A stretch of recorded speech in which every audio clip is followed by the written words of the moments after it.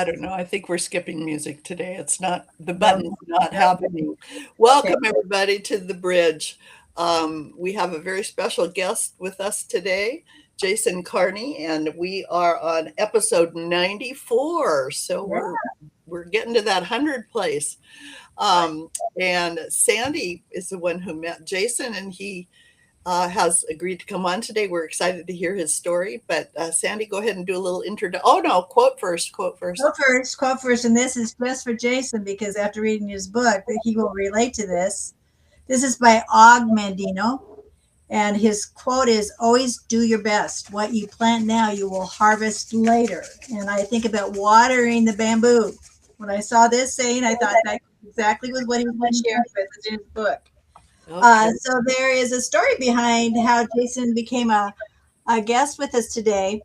I took a trip with some high school girlfriends back in December, and there was a long flight from Portland to London, and Jason happened to be right next to me. And so, as the flight went, we got opportunity to visit back and forth. And he shared some of his story, and I said, "I really like you to be on our podcast." And he said, "Okay." He went ahead with it. So we're so glad you're here, Jason. Thank you very much. Oh, you're welcome. So, Jason, tell us about the book that you wrote and the story behind that, would you? Yeah, so 3 years ago, I became the high school boys coach at Beaverton. It was my first high school job. I've been coaching soccer 30 years. So it was my first high school position, and kind of took it as a little bit of a bet from a friend who said, the way that I coach won't work in high school. I won't be able to get the boys to buy Oh it. man, So it's kind of a little bit of a bet that, well, I want to try it. I think my style will work. And yeah, so I started in 2020. What was it, 3 years ago? So 2023. okay. Um, yeah, and first year, boys did great. They tried the best, and the school hadn't won Metro title since 1990, and they Good. hadn't won a state championship since 1985. Oh, you're kidding. Yeah, so I Oh, started when I took over. I started like a diary and just writing about the experience because I was confident eventually we were going to win one. I wasn't sure when, right. but I was confident we would do it. And yeah, so the first year it was great getting the boys to try and buy into what I believe in. And we had a good season. Got knocked out of the playoffs in the first round, and we had a 6-5-4 record. Guys did great. Second season, um, we didn't lose. We went 12-2. Got knocked out at the quarterfinal stage. We won the Metro Conference, so that was good. And then last season was kind of wild. We went 18-1-1 and won the Metro Conference again, and then we ended up winning a state championship. So That's amazing. it was quicker than I expected, but it Ah, was very it quick. was it was fun. Oh, yeah. You must just. I love your book because I love your philosophy behind building a culture, and that you're not just coaching them for a game. You're coaching them for life, and I Yeah. love that. That is an endurance. That's a legacy, like you said. That's what carries on into the communities after the last game is played. Mm. So, tell us a little bit about some of the things that you used to build that culture. What were some of the belief systems that you wanted the kids to be instilled with? And one of the things that I love is that you held them responsible for doing some of the training for their bodies and that kind of thing to be able to come to the field and do a good job. So, tell us a little bit about that. Yes, the first thing was let them know that I'm there to help. I'm not there to bash them because I know it may sound silly, but I couldn't care less if we win or lose. Mhm. Um, I'm just looking at how they perform, how they behave, are they trying to play a style of soccer that looks like they're together and they're making decisions. That's all I care about. And I said to him, when we won the Metro title, because I'm kind of like more of a performance coach, we weren't playing well and we weren't Right. together.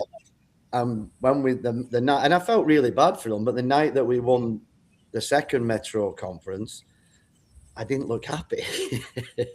And the boys didn't understand that. And I said, look, I'm sorry, but I'm a performance coach. I'm not happy with how we're performing. Some of us, how we are behaving. And I know I should be happy, but when you lose and play well, it's good that you have a performance coach because I can tell you that you did really well.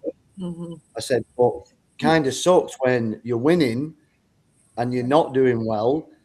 And I should be saying, oh, yeah, great. But I'm kind of like, no, I think we're better than that. Right. So, because when we played, an example is we played a lower on one night. And my best player got hit in a really, really hard challenge and it rocked him a little bit. So the protocol is you got to get him off, check him for concussion. So as he's coming off, some of my players on the field said to him, don't speak to the trainer so you can come back on. Oh, yeah.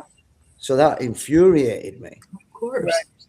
So I go over to the trainer and I found out from her. So I said, how's he doing? She said, I don't know. He won't speak to me.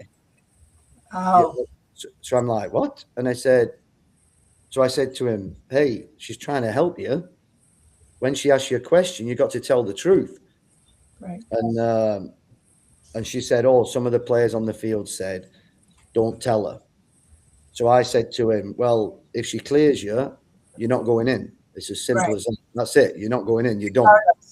Right. And so then at half time, the boys were doing.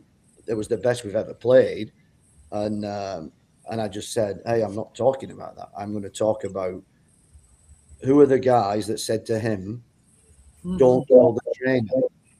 I said, so we become a team that's going to value someone's health to win a soccer game. I said, I'm going to go back to see how he is. And when I come back, the guys who said it better be stood up and they better be waiting and tell me that they said it. And so I went over and come back and 3 of the boys were stood up and they said, we're sorry, coach, it was us. And I said, okay, don't ever do that again. Right. Right. Because we're not jeopardizing someone's health to win a soccer game. Right. And so it's things like that I'm more of instilling how they become as a person. And if I can get them to buy into that, I think they'll end up playing great soccer and they'll end up winning. Even though I'm not really bothered about winning, I think they'll. And if they don't win, I still, you'll win in life, won't you? Because when we got knocked out of the quarterfinals last year, I sat them down and said, tell me what a winner is. Because you've just gone through the season unbeaten. This is your first loss. We've gone out of the quarters. You're not telling me you're not winners. Right. So just because you haven't got the prize, it doesn't mean you're a winner. And that was always my philosophy. That's how my dad raised me. So it's kind of easy if you're a coach and you've grew up like that. And that's where I think it's really hard. And, Sue will understand and you'll understand that even teachers, if a teacher is a selfish person, the way that, this is my belief, the way to get the best out of a child is to care for them. And you have to have some tough love in there. Right. And it all comes down to that teacher, that coach, their personality and who they are as a person. You could have a teacher or the coach with the highest degree, the highest coaching qualifications, but they're not a nice human being. That connection is not going to work with the children. No, absolutely. So, I'm certainly not the smartest person in the room, but I think I was raised with decency. And one of the things we did at the beginning was we just said, you do the right thing. And we had it printed on the training jerseys, do the right thing. And if somebody saw some trash as they were walking to the soccer field, they picked it up. Just things like that. Being that authentic person, and the kids know they know if you're real or not. Of course they do. Yeah. And yeah, that's powerful. And that's really, I mean, I like to say that's the way everyone should be, but boy, we know that that's not true. No, it's not. And that's why it's hard when people say, well, what's your philosophy? And it's like, well, it's not a magic wand. It's not, I Mhm. can't just, and I always use the example of, imagine us three now, someone comes to us three and say, right, for this week, I want you to be mean. And you're like, well, I can't do it. Yeah. So it's the opposite with someone who's not very nice and be like, hey, I want you to be authentic this week. Yeah. They might be able to do it for a day or two, but Right. they'll come back to their old ways. Yeah. Well, they don't know what it means. No, they don't. And a big piece of that, and I'm hunching you were this way with your kids, is that being present as a communicator, when you talk, Mm. you're really there. Yeah. You're not thinking of your agenda or whatever, other stuff's in your mind. You're actually really present with them, and they really feel seen and heard. And that's that authenticity. Yeah. And that key word you just said there, Sue, is agenda. If a leader, teacher has an agenda for themselves, then you'll fail Mhm. because Absolutely. it's not, it's No. not about you. You have to be the one, but at half time, I let the boys speak first. I speak last. Yeah. The boys speak first. I want to know, you guys are on the field. I want to know what you're seeing. Hmm. Is there a way we can get better? And Hmm. what are we doing well? I want their thoughts first. And Yeah. I just think the society we're in now, kids are not encouraged to, tell us what their thoughts are. When it comes to sports, it's usually the coaches all about the win, the parents are all about the win, Hmm. um, and that's what spoils youth sports are the adults. Hmm. We're the ones who spoil it for them. Yeah. Absolutely. And it's that it's like people are pretending. I mean, they're pretending to be good. Yeah, And I had a mentor one time, and people would ask me, what is it that you like about this mentor? And I used to say, well, she's like gold because she's the same on the outside as she is on the inside. yeah. Is that, integrity. She didn't change. You know, No, her yes was my yes. dad was relentless at it. Uh, Hmm. if you didn't say please or Mhm. thank you, you didn't get it. You got it taken off you, and he Mhm. was people would call the house when we had the old landlines, and they would say, "Is Jason there?" And he'd say, "Yes." When you say please, and he'd put the phone down, and I'd I be love like, and we'd all be sat there, and we'd all say, "So who was that for?" And then whoever it was, even if it was my mum, even if it was my mum's friends, so he'd just look at one of us and say, "It was for you, friends with manners." And he was just relentless. And then Yeah. it would ring again, and he'd be like, "Is Jason there, please?" And he'd be like, "That's better." And then he'd give me the phone. He was Everyone learned. crazy. Yeah, everyone learned, not just you, right? Yeah, and honestly, you talk about that and you think, "Oh, he must have been a mean, grumpy old man." Absolutely not. Never laid a finger on me. But when it came to Mhm. integrity, manners, doing the right thing, he was hovering over you like a hawk. He was relentless. Well, and what are the most important communication tools? I Yeah. mean, please and thank you are huge, Yeah. and following through. I mean, what an example. Yeah. My five kids, my two daughters in England who are now 30 and 28, they're always please and thank you. Yeah, Always. yeah. Right.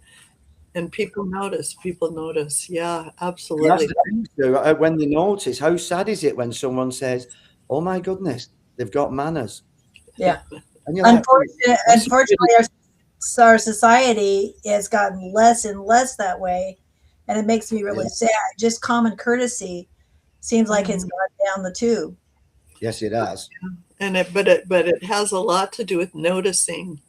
I like to ask the question sometimes: Is not integrity, but is kind of proactivity and being, you know, good with people. Mm, And it has to do with noticing. You yeah, know, I noticed that you got to the door and your hands are full of groceries. So I'm going to go before you and open the door. I noticed that, you know, and noticing takes practice. And it takes practice that the people that raised me noticed, you know, yeah, noticed when I did it right, noticed when I didn't do it right, and had an expectation.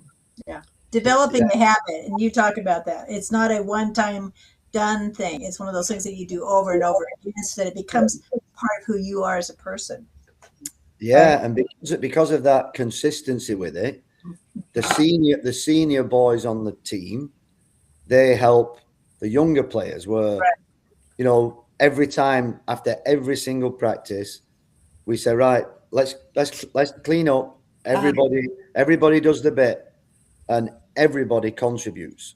yeah, Right. And Right. and whoever's not contributing, the older players will say, hey, this is what we do here.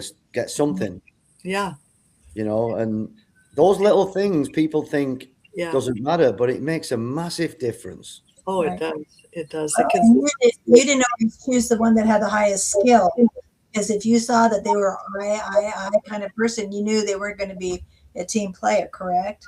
Yeah, because there's a story in there about a boy called Luke. He got put on as a freshman on JV2, Mm-hmm. while all his buddies made the JV team, and two of his buddies made the varsity. Because I still pick freshmen if I think they're good enough and good characters. Right. And it was over a tryout where it's very hard to see, and I talk to him now and we laugh. He was a little bit erratic as a player, and it's like, oh, he's brilliant character. I'll just let him have a season with JV2, and he played with JV2 in his first year, and as a sophomore, he got up to JV, and then my captain um, got an injury, and he was the only one of the only kids on JV who wasn't pouting about not being on varsity, but he wasn't the best player on JV. Right. Right. But I said to the boys on the JV when I took him, I said, hey, if you're going to pout about not getting what you want, I don't give you what you want. Yeah, Right. It doesn't Right. work like that. And I said, this boy went on JV2, didn't pout, rolled his sleeves up. He's now on JV. Now I'm going to take him because he's shown great character. And then from him being a sophomore, he was captain last year, and he's going to be captain as a senior. And it's a great story yeah. Right. for kids. He's an example to everybody. Sure. He's got brilliant parents Hmm. who, and that's the thing about Beaverton too. I've got great parents. I've not had a single email in 3 years. Well, that's what I was going to ask you. How'd you manage the parents? Sometimes they're harder to manage, but But I always think as well, because my philosophy is looking for a great kid, a good character. Mhm, I mean, where does that kid get that from? mhm, So mhm. because that kid has great character, it goes hand in hand that the parents are fantastic. Oh, sure. Hmm. So I put that down to the reason why I've not had an email in 3 years. Mm-hmm. Yeah, Well, and you're appreciating the parents too, and probably even acknowledging the fact that they've done a good job because you're seeing it in their kids, which a yeah, lot and of people I do. think as well as a coach and as a leader, you have to show that you're the hardest worker. Hmm. Right. And one advantage that I think coming from England is there is a lot of authenticity in the UK. It is kind of going a little bit like here now in the UK, which worries me for my children. But there is a lot of. I grew up with tons of authenticity. Hmm. It was just all surrounding me in my life when I was younger. Hmm. If people had a problem, they spoke about it. Right. Hmm. There was no complaining behind the back. People would do it face to face, and Hmm. if they weren't happy, they would tell you. Hmm. So I grew up with a ton of that. So I think when parents see that and they see that you're working hard, and Hmm. I mean, this year we treated the boys to paintball, top golf. When they won the Metro, we got them back-to-back T-shirts with the back-to-back on, and Mm-hmm. yeah, I took them to Tom's Diner for breakfast after a practice. Mm-hmm. It was just such a fun time. Yeah. Yeah. Well, you were building relationships. You were building relationships, and that's the thing is that when you have a connection with people that's really a vital connection, they will not only want to be a leader themselves, but they will want to follow a leader. And that's what you're Yeah. talking about, is you led by example. And you talk a lot in your book about the culture that you were wanting to develop, or that you developed with your group of kids. I worked as a coordinator for Head Start ECAP in Franklin Pierce School District, and we adopted a culture called Kids at Hope. And the pledge was, I am a kid at Hope. I am talented, smart, and capable of success. I have dreams for my future, and I will climb to reach those goals and dreams every day. So it was one of those things where you've got it in you to work and make the effort. It was very interesting, Jason, because we saw that end up being a part of the culture for my staff also. Yeah. That they believed in that. They believed that they could help their students achieve, by just being an advocate for them and aligning themselves with the children. But we saw some awesome things happen over the years, because that became our pledge to the children and to the families and to each other as staff. And staff did not end up being competitive with each other. I had 25 staff in on my program, and they helped each other. They would come in and say, "Well, what can I do in your classroom for organizing?" I mean, it became a really beautiful environment because of that, and because of the belief system. And you talk about that in your book. Yeah, and that's why, I don't talk. I go on social media a lot talking about the team. Right. Well, I'm sure someone would look at it and see, oh, he's bragging, but it's not that. It's the reason I want people to know is because of who the boys were as people. Right. That's the message I want to get out there. I didn't have the best players. Right. I had the best team.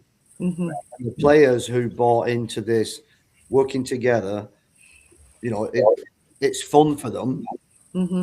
and we embraced getting things wrong. We embraced that. Like, Mm-hmm. right, things are going to happen where it doesn't go well for us. Right. What are we going to do about it? We had the one game that we lost. It was against McMinnville, and McMinnville were unbelievable on the night. I mean, I've never seen our team get outworked and outplayed, and they did both. And we started chipping at each other. So when we come off, I said, I don't like that. I've never seen that. I don't like that. I said, but if we play them again, you'll be ready, because we're going to learn from this. What you don't do when things are going well is start chipping at each other. You're supposed to get stronger. Yeah. Right. And, I wasn't ranting and raving because we lost. I said to the boys, I actually loved watching McMinnville play. They played so well. Mm-hmm. And sometimes you have to say, wow, they were the better team Right. on the night. And, that's important. But going back to what Sue was saying, or about your quote, Sandy, children get told every day, you're the best, you're awesome, you can do whatever you want to be. But there's no follow up to that. Right. Right. So to a child, that doesn't mean that just thinks, oh, this is easy. Right. I can be the best I want to be with no effort whatsoever. Right. We have to teach them to do the hard things. What does it look like to do the hard thing? Right. Absolutely. Well, yeah. And the thing with that is, in my heart, if you're telling me I'm the best and I know I'm not, Yeah. I'm not, my subconscious doesn't believe it.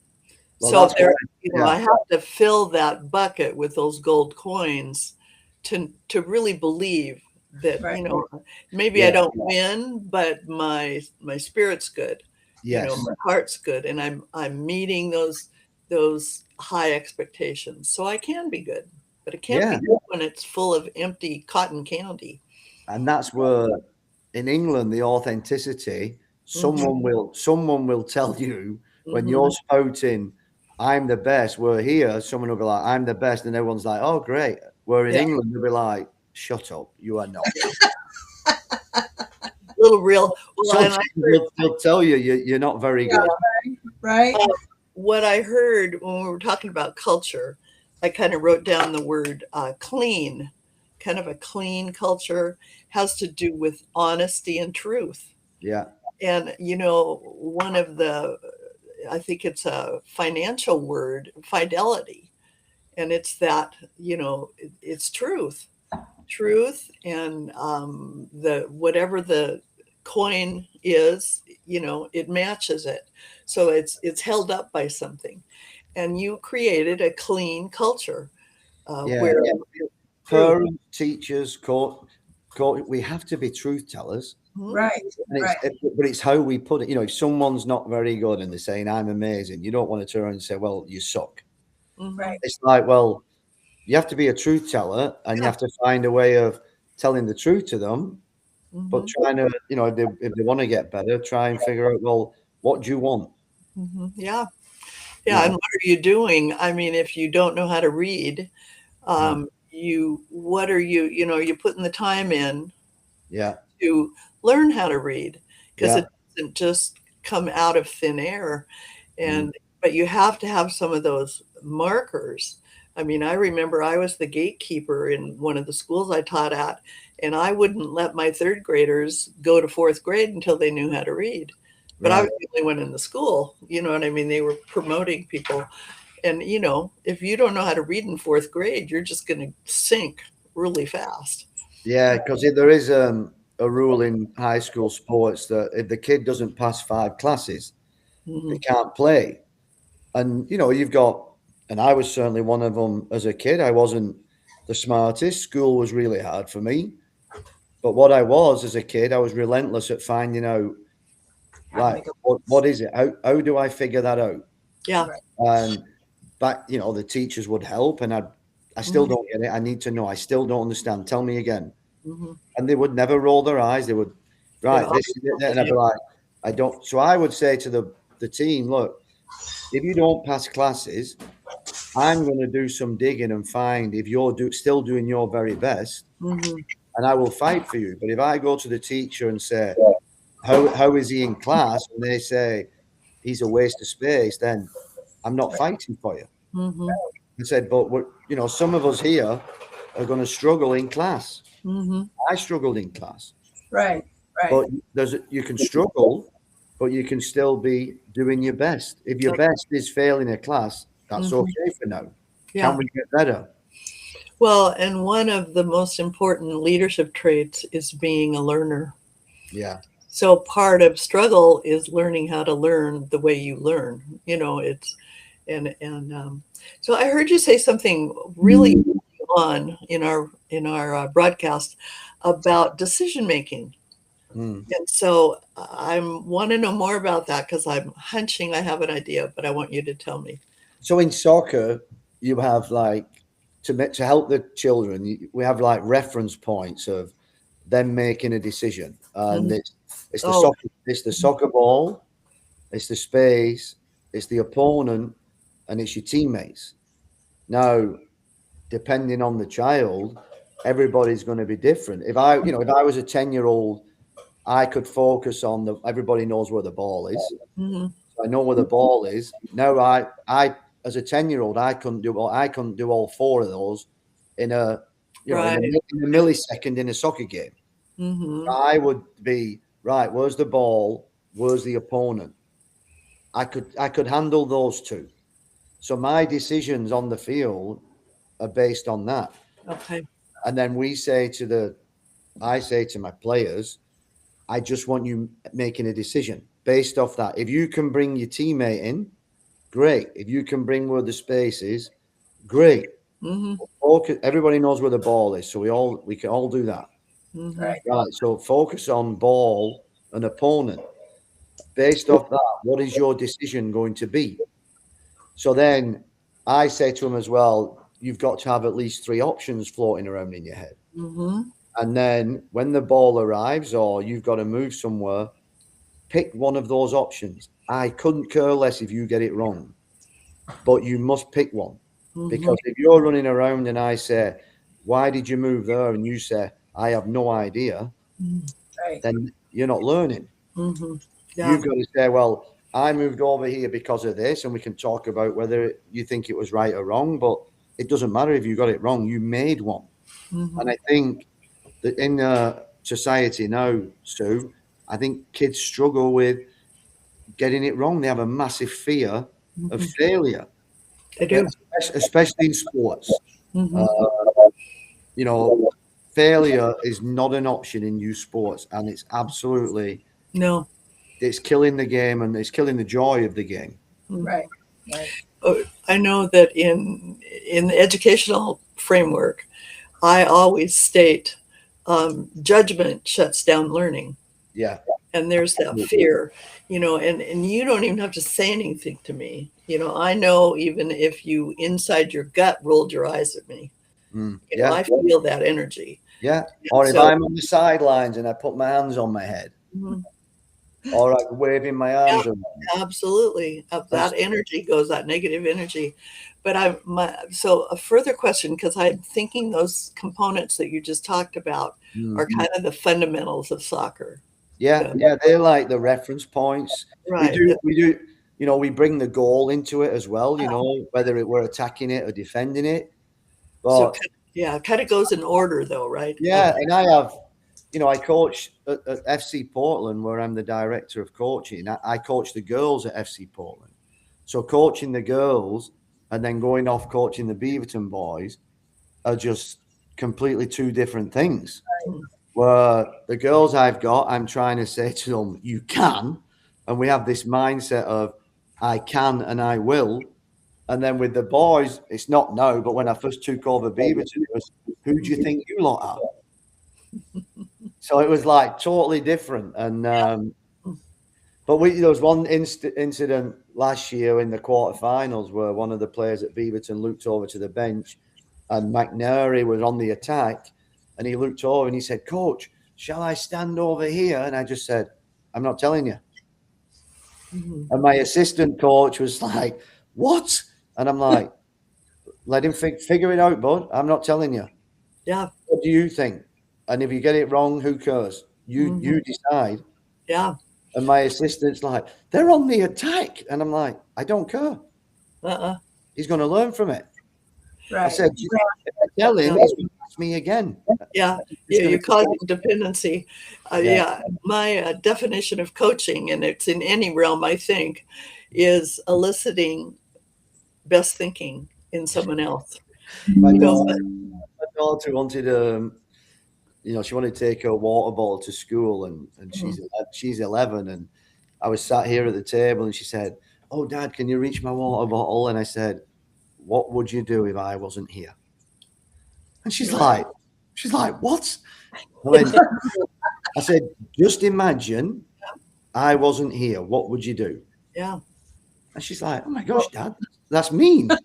And I'm like, no. I said, I'm not being mean. I'm just, I'd get a chair and I said, well, go on then.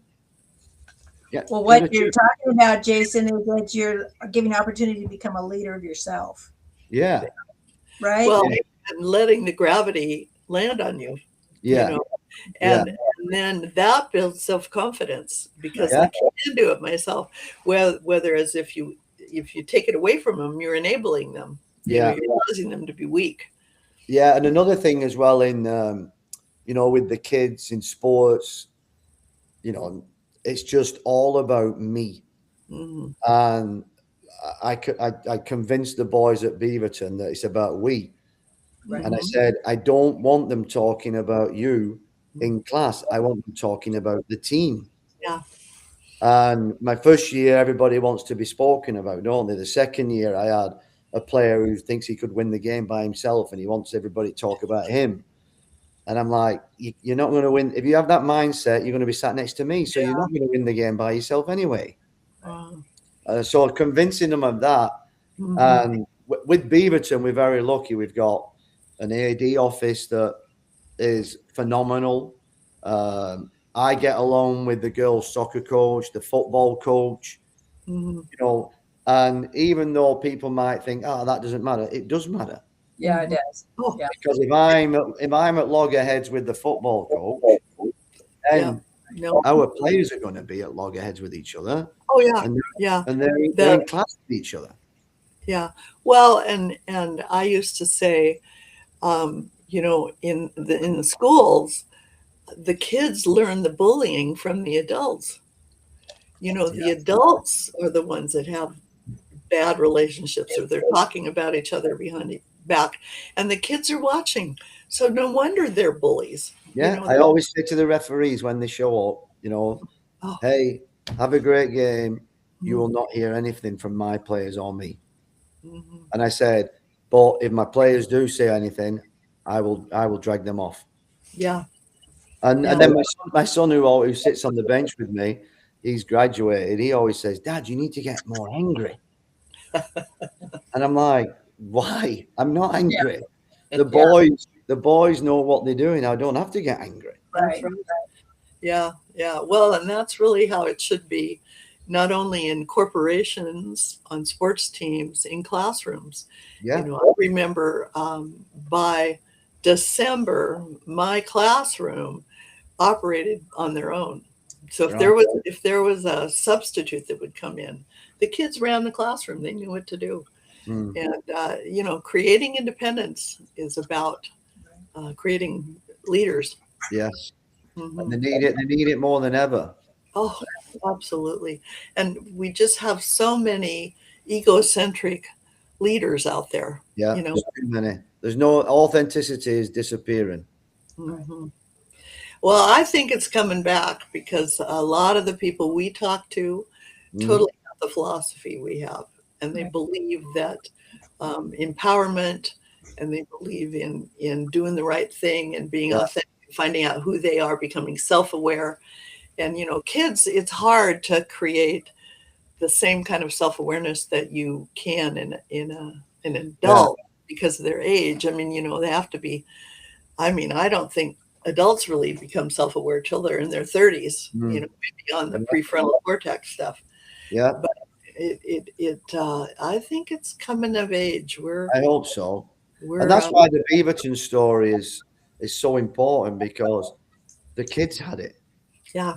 They had togetherness, they had integrity, they had authenticity, they had joy in it. Yeah. It's like, and what every kid wants, right, to win.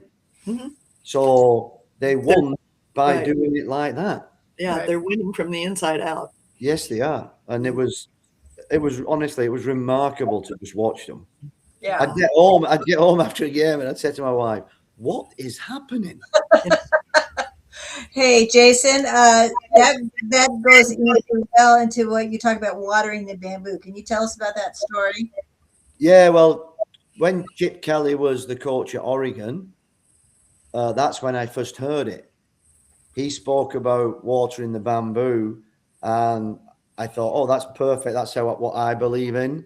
It was you water a bamboo, and the first year it's just asleep and nothing happens, and then the second year it just creeps out of the ground, and then keep watering it and looking after it, and the third year it just spouts up. I used to always improve the teams on a 3-year cycle. I think as society's changed, it takes a little bit longer.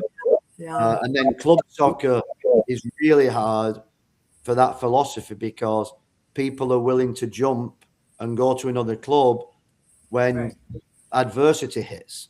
Right. So building that culture at high school was I've been at FC Portland for 6 years, and I still think we're sleeping. And I've been there 6 years, but it's constant this. If a team loses, the parent drags the kid away and they go and look for something else. The kid gets put on the second team. That's it. We're leaving. It's a terrible culture that these kids are in. But with the high school, the 3 years obviously worked.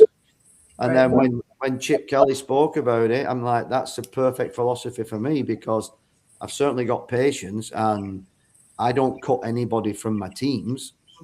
My girls' team I have now, when we just got together 18 months ago, I I think girls suffer more in sports than boys do.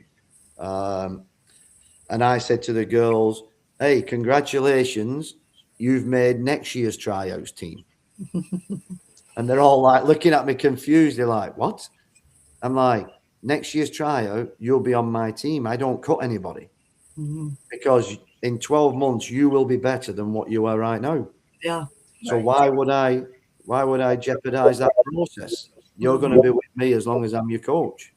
Yeah. And I think that's important, that kids feel that they're safe and there's no judgment and they're not going to get cut if they get something wrong. And this girls' team, we started in Division 2 18 months ago. And we're currently played 2 games in the top bracket of our soccer in Oregon, and they've won one and tied. Yeah. They've been incredible. I love the fact that you're building character, though, Jason, because that, like you said, is going to last them for a lifetime. And it's long term as well. I was a late bloomer in soccer, so I don't think parents understand long term, and they want instant satisfaction straight away. And you're like, well, that's not going to happen. That's not No, and now with all the college kids that are getting paid, I mean, it's just awful. That's definitely going to have a negative effect on you. Oh my gosh, it already has. Yeah. I mean, it's just terrible that it's, just really. Kids were obsessed with playing college before all this. Think about what they're going to be like now that I can get paid. Right. And they're going to sit there saying, I'm going to play college and not do anything about it, not work hard. It's going to be hard if you work hard. Well, and then the fact that they can switch back and forth. Yeah. And then, but it was bad before when the teams that had the money to recruit the best, they always won. I mean, it's been messed up. But a college kid now can be upset with the coach. Oh, you dropped me? Yeah. Right, I'm putting myself on the portal and I'm off. I know. And then when these kids leave college, if they've done that all their life through sports, and they're going to continue doing that. Imagine that person, what they're going to be like. We're putting that person into the society. Imagine what it's going to be like. Mm-hmm. Well, and I think the reality too, Sue and Jason, is that the leaders or the coaches are afraid. I had a situation with HR where they would not let me do the evaluation I need to do on the person because they were afraid. They're afraid that it would cause a lawsuit or whatever. And it's like, when people are not doing what they should be doing, there needs to be a reality check for them. And our society has gotten so that we don't call people out on stuff that need to be called out on it, and we're pressing the self-destruct button on ourselves. Right. Well, and Sandy, I mean, you and I witnessed in your organization, that accountability starts at the ground level. Right. I mean, we formed and normed teams to be accountable. So if you rolled your eyes at me in a team meeting, I would either talk to you right away in front of the team, or else I'd go to you right away afterwards, so that they knew they were going to get called on. And it's the same in the classroom. And that's where it starts. It can't start from up here. It can't start from HR. The accountability has to start from the dirt, Yes. And the dirt, Sue, is the parent, isn't it? It's like when it was funny last year, I covered for one of our coaches for the younger boys team, and they're going to test how you are, and so I'm like, hey, come here. I'm like, we don't do that here. And then after the game, the parents come over and they said, oh, you're so much different than the other coach. They behave themselves. And I said, whoa. It's your job to do that, not mine. Yeah. My kids know that if they step on a field and they disrespect the team and the coach, they know I'm walking over and I'm taking them home. Mm-hmm. So the coach will have no problem with my kids. Mm-mm. And the coach won't have any problem from me, because I was a crazy soccer player and I'm obsessed with it, but I never speak about soccer to my daughter who plays at the club. Yeah. I have zero conversations with her about soccer. And my wife played for Virginia. She doesn't talk to my daughter about soccer. We No. let her and the coach and her teammates. We let them deal with it. Different role. Yeah, you can't mix those roles. And she's got zero anxiety about sports. That's Right. good. Enjoying it. We It's fun. don't. Yeah, we don't go up. We don't harp on about it. Oh, you lost. It's their fault. It's their fault. Oh, not on the A team. Oh, I'm going to send coach an email. It's like the parents don't realize this is like damaging your child. Yeah. Oh, But you believe your child's going to be a professional athlete by behaving like this. They're probably not going to be a professional athlete anyway. But if they've got any chance of that, Yeah. you are ruining it, yeah, you're crippling them. and they don't realize it. It's crazy. They can't see beyond. Yeah. They can't see. So, Jason, I was just going to say that there's helicopter parents, and that's kind of what you're talking about, is not allowing children to learn and deal with the consequences of their actions and their choices. Yeah. And again, through the education, and I'm sure you've also faced that, and Jason, probably you too. What did you do to my kid? And, when I was a child, if I got in trouble at school, I was going to get in trouble at home. Absolutely. And that dynamic has changed a lot, and I think it's caused part of what we see in the young people nowadays. Yeah, my wife's a teacher. Yeah. And that's what it is. It's they don't realize that if you want your child to be successful, be there to support them. Don't hover over them. Right. Solving all the problems for them. Yeah. Because they won't be successful. Yeah, and support the teachers. Yes. I mean, 100%. If there needs to be that continuity for sure. Yeah. So, Jason, if you were to say give one piece of sage advice, both to a parent and then also to a kid, what would you say? Well, to both of them, I would say, is this about sports, Sue? Anything. Yeah, Well, but I'll probably do sports because obviously that's my thing. Yeah. Okay. So the number one advice to both of them, and it's the same, is it has to be joyful. Oh yeah. If it's not joyful for the child, they're not getting better. No. And I don't understand why it wouldn't be joyful for the parent. But if it's not joyful for the parent, that's going to pass down to your child, and your child's going to hate it. So what the bigger motivation is than a parent saying, well, I'm going to make sure my kid has joy playing sports, and I'm going to be an example of that. Yeah, that's great.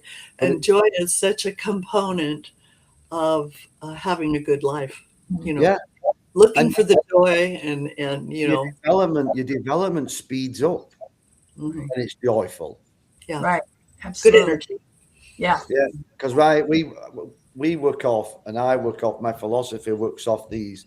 I call them the 7 elements of a winning attitude, and joyful is the first one. Right. Then it's like, okay, motivation, self-discipline, coachability, resilience, confidence, and you've got to compete. We just focus on those 7 things. That's what I focused on at Beaverton, and whatever they showed in that week of those 7 elements, when they walked in the locker room, it was on the whiteboard in big letters. And they're all different every week. Yeah. Hey, one might be joy. Hey, this is what we showed this week. Right. I want you to take that on the field. And is that list in your book? Is that what? Is that list in your book? It's in the book. Okay, good. You talk about balance, Jason, and you talk about not over wearing down your kids, but letting them have breaks in between so that they can have a balance in their life. Because again, that's going to bring more joy to the soccer field, right? Because you're not going to be burning the candle at both ends. Yeah, the thing that I found crazy with high school when I took over was these daily doubles when you start. And I'm like, daily doubles? What's that? And they're like, oh, you practice in the morning for 3 hours, and then you come back at 4 o'clock for 2 or 3 hours. So I said, never heard anything as ridiculous in all my life. Right. And then I said, I'm just going to have them for 2 hours, and we'll do quality work, and they don't have to come back. Yeah. And I said, they have a life. they don't want to go home and be like, oh no, I've got to go back again. That would be their mindset. Oh Yeah. no, I've got to go back again. Mm-hmm. So it kind of does help if you're winning that I can convince our AD that, Mm-hmm. yeah, we're not practicing tonight. We're resting. Yeah. Because last year when he you have a exit meeting at the end of the year, you reflect on how you did, how you could be better. And I said, I've never seen a coach rest the players as much. And I said, well, I think it's ridiculous that they should be out there every night because number one, they need a break from me because I'm a pain in the backside sometimes. I said, so they need a break from me. Number Mm-hmm. two, I'm sure they've got homework Mm-hmm. and they've got friends. So we always, the night before a game and the night after, we don't practice. Mm-hmm. We practice on Saturdays. Sometimes we'll do a Sunday morning, all depending on the games. But I mean, there's proof in the pudding. I've had one injury in 3 years. Yeah. One Wow. serious injury in 3 years. And it's like, well, I don't want to be hammering them every night, and I don't run them either. They don't come and they're like, oh, we ran 2 miles tonight. It's like, no, no, no, no. That's not my job. My job's to educate you on the field. That's my job. Mm-hmm. If you find yourselves unfit to play soccer, well, that's your job. You can do that. Mm-hmm. But I said, I might as well go home if I come and watch you run 2 miles around the track. I might as well go home. Yeah. Right. So that's how I do it. It's you see all these kids now playing basketball every single night, Sundays, and you're like, you're just overwhelming them. Mm-hmm. They need a break. Rest is good for them. And you don't need to train them to be overdriven like that. No, That. and the night before the quarterfinals this year, the players are like, "Oh, when are we practicing, coach?" I said, "We're not. I'm taking you all to Top Golf." So the night before the quarterfinal, we were at Top Golf where we got the boys food, we hit the golf balls, we had fun, and then the next day we played and we beat South Eugene. Yeah. Awesome. Well, your culture building and team building when you do things off the soccer field. Yeah, You know. yeah. Like I said, the winning does help because if I would be losing every week, I'd be like, but Oh, I would change it. Wouldn't I? If we were losing every week, I'd find out why and I would change it. Sure. Yeah. That's cool. Okay, so as we close our time together right now, we just kind of go, what's one takeaway? We'll start with you, Jason. What's one takeaway from our conversation today? Well, I'm kind of hopeful when you said you think authenticity is coming back. Oh, I do. So I really, really do I hope that's true because everybody in the country has to come together. Yeah, And for the sake of yourself and for the sake of our children. absolutely. If we don't, then like I said earlier, we're pressing the self-destruct button on ourselves. Yeah. Um, Well, you're part of why it's coming back too. So the three of us plus those we know, we're going to make it happen. How's let's that? change the world, Sue. Yeah. right. One bit at a time. Yeah. Sandy, take away. Well, I have a question for Jason. So you won the bet, Jason. You won the Yeah. bet. You get to call him out on that? Oh, absolutely. Yeah, he's my best friend anyway. Oh yeah, right. And he come to me and he said, "I knew you'd do it." He And, just wanted to throw the gauntlet down to see what you would do with it, right? yeah. So what's the bet? I didn't hear this one. Oh, when he said my philosophy wouldn't work in high school. Oh, gotcha. Yeah. Oh, well, Yeah. I could have told you that. It always Yeah. would. It's definitely worked better in high school. Obviously at FC Portland, we have great coaches and great staff. I've definitely made sure of that. And slowly we're chipping away at that, making that culture better at FC Portland. But it was definitely easier at high school. Yeah. We have a friend, Sandy, and I have a mutual friend who just wrote a book, and her book reminds me of The Diary of Anne Frank. I don't know if you're Right. familiar with that. And the line that I pulled from it is relentlessly optimistic. Right. So that's that. I like that term. Yeah. I'm relentlessly optimistic. You may think I'm dreaming and painting rainbows in the sky, but no, it's going to happen. Well, Yeah, I hope so. somebody has to keep believing, guys. Somebody has to keep believing that it can be better. Yeah. So I'm taking away. Well, do you have a takeaway also, or just wanted to know about the bet?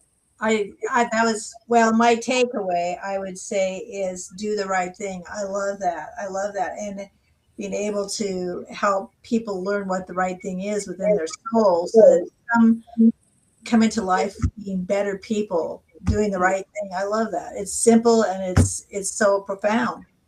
Yeah, and the boys have it across their shirt, and I like it. That's awesome. And my takeaway is just be real and be accountable. yeah, Not only to yourself. I mean, we have to start with accountability to ourselves. yes, But then, help our team and stuff hold everybody accountable. yeah, And it's clean culture. yes. Okay. So I'm going to stop the recording. I want you to hang on, Jason. Okay. Because we'll do a little debrief, process debrief in a second. Okay. Jason, it was wonderful you on the plane over to London. Yeah. It was a great time. Great. I'm glad you had your recruiting hat on. That's right. I did. Good for you. Okay. Bye-bye, everybody.